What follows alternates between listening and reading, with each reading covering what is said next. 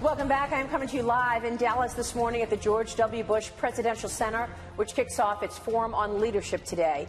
It is also, however, a sad day for the country, as the country and the world is mourning this morning First Lady Barbara Bush after she died yesterday at her home in Houston at the age of 92. Joining me right now in a Fox Business exclusive is President George W. Bush and First Lady Laura Bush. Good to see you. Thank you, Maria. Thank you so much for being here, Mr. President, Mrs. Bush.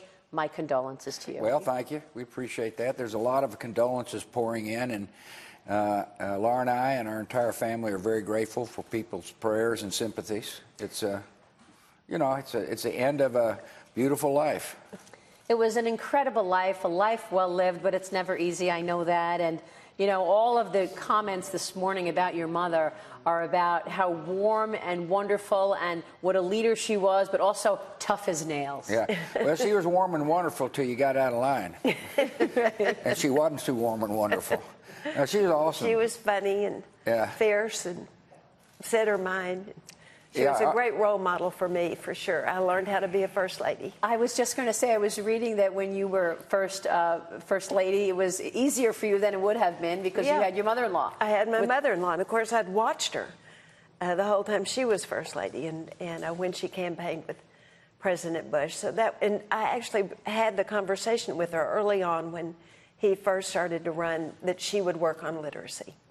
That she thought that was the most important. And if everyone could read and write, a lot of problems would be solved. And you picked up that and kept running with it. Mm-hmm. Literacy, education for women, and did so much for women. Mm-hmm. Well, thanks. Mm-hmm. And Mr. President, let me ask you, I know that you saw this coming. We know that Mrs. Bush said that she did not want any more medical attention and she wanted her comfort care.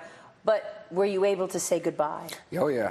Yeah, in person, and then on the phone. Laura and I went over to see her a week ago Saturday, and we had a wonderful visit. She was strong, lucid.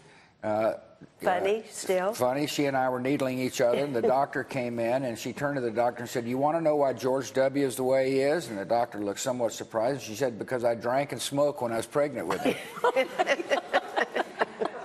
It's hilarious. Yeah, no, she's funny. And I had a beautiful visit with her when it looked like, yesterday morning on the phone. And she didn't say much, but I told her I loved her.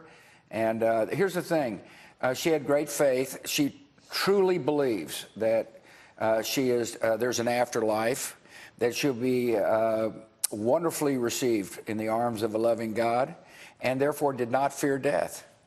And as a result of her soul being comforted on the deathbed, my soul is comforted. Wow. And you wrote an op-ed after Billy Graham died. Yeah. And I read that, and you mentioned a dinner that you had at the White House with your mother. That's right. And tell us about that. Well, so Mother and I, we occasionally would argue. Not argue, we just had debate. Debate. That's a good word. Different opinions. And we were having a theological discussion, and I was basically saying what the New Testament said about going to heaven, and Mother said, "What about her friend, Mustafa?" And I don't know. And we went back and forth. So she decided, I'm going to call Billy Graham. And she was the first lady, so she could. Yeah, and did. And Billy's on the phone, and so we explained the issue, and he finally said, "Look, you two, I agree with the New Testament, but I want to remind you two, you don't get to play God."